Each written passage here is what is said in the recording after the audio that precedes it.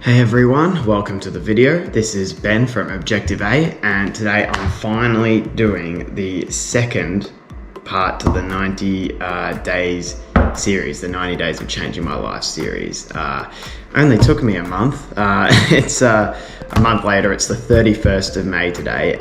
Whoever watched the first episode may remember I said it was the 3rd of May that I started. Unfortunately, I'm restarting the 90 days. So the reason I'm restarting is because I've been sick on and off for the last month. I'm on a new immunosuppressor for my autoimmune disease.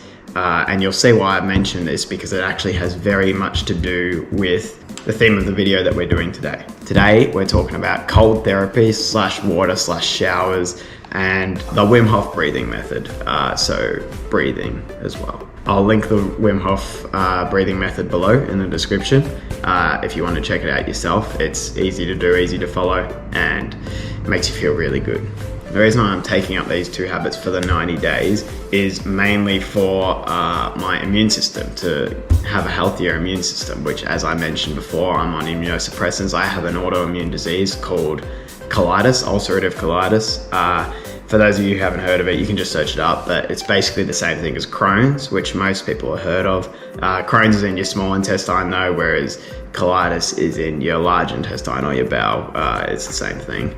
So yes, as said, I'm doing this mainly for a healthier immune system. At first, I thought, well, having a stronger immune system must be a bad thing, right? Because my condition, what happens is the immune system is basically hyperactive or like too strong. It attacks itself, it attacks the body. In this case for me, because I have colitis, it attacks the bowel. Obviously, for other people with Crohn's, it attacks their small intestine, which causes bad inflammation and a whole lot of nasty stuff that I'm not going to get into on YouTube. But once again, you can search up what the symptoms are. It's pretty nasty. And ultimately you can die from it if it goes untreated. So yes, because of my hyperactive immune system, I'm on immunosuppressors, strong ones at the moment, which chill the immune system out, stop it being hyperactive and stop it attacking any parts of my body, and which gets rid of the inflammation, which is great. But there's some bad side effects with this immunosuppressants. It means when I get sick with a cold or whatever, it takes me forever to get rid of it.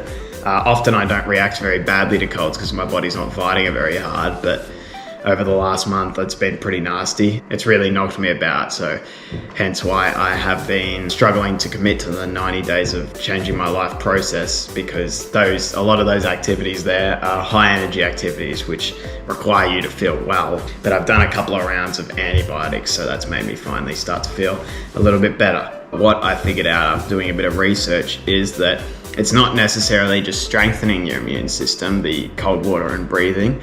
It's sort of recalibrating your immune system in a way that makes it much healthier. And you know, when you got a healthier immune system, obviously it's going to fight bacteria and viruses better. So in a way, I guess it's stronger, but really it's just healthier, which is what I need.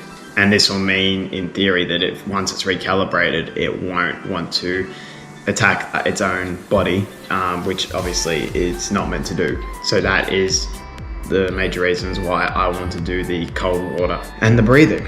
Now, as I'm going to show you in this video, I pair them together whilst I'm in the water, because it's brutal being in cold water. It's really hard to get into, obviously. I do the breathing whilst I'm in there, so I have something to focus on whilst I'm in the water, which makes it a lot more bearable. And because the breathing makes you feel so good, it actually almost nullifies the effect of the cold water. Some other benefits as well that come with cold showers and breathing. Let's specifically go over cold water first. So apparently it calms itchy skin. It's funny that it says that, because I actually find my skin goes really itchy after the cold water, but anyway, I guess it'll go away with a bit of time. It makes you more alert and awake, obviously, because I don't think anyone's being in cold water and just chilling out. See what I did there? Chilling out in cold water. Part of the pun. It makes your blood circulate better. I think it's pretty well known for most people that when you're in cold water, it sends the blood to the core of your muscles of your body, because your body's trying to preserve the heat within your essential organs and closer to your core.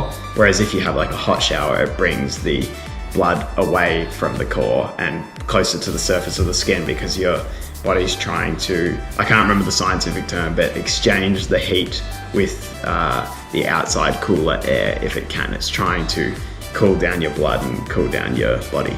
You get a better post-workout recovery with cold water because, of course, it sends your blood into the core of your muscles, which better oxidizes your muscles and helps with recovery. You'll be less stressed apparently because your nervous system becomes more resilient. That's a good thing. And it strengthens your conscious decision-making mind, which I believe is the frontal lobe. Don't quote me on that. Of course, that means greater discipline and greater willpower, which is a great thing, especially for this 90-day challenge where I'm going to need a lot of discipline and willpower to commit to all of these different activities that I want to do. Now, going specifically to the breath, it's very similar, in fact, to the cold water benefits.